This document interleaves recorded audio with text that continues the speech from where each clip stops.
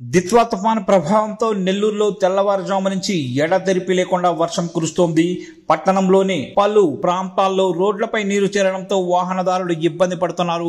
ప్రస్తుతం జిల్లాలో వరి నాట్లు వేస్తున్నారు. ఈ వర్షంతో నాట్లు దెబ్బతింటాయని రైతులు ఆందోళన వ్యక్తం చేస్తున్నారు.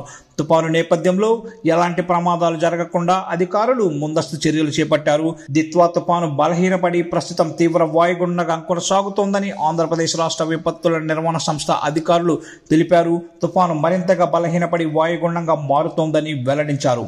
ఇది ప్రస్తుతం నైరుతి పశ్చిమ మధ్య బంగాళాఖాతాలను ఆనుకొని కొనసాగుతోందని వివరించారు. ఈ వాయుగుండం చెన్నై తీరానికి దగ్గరగా ఉత్తర దిశగా పయనిస్తోందని, తుఫాను గంటకు 5 కిలోమీటర్ల వేగంతో కదులుతోందని చెప్పుకొచ్చారు. తీరం వెంబడి బలమైన గాలులు వీస్తాయని, మత్స్యకారులు వేటకు వెళ్లకూడదని సూచించారు. దిత్వా తుఫాను ప్రభావం దృష్ట్యా ప్రజలు సరైన జాగ్రత్తలు పాటించాలని ఆంధ్రప్రదేశ్ రాష్ట్ర విపత్తుల నిర్వహణ సంస్థ తెలిపింది.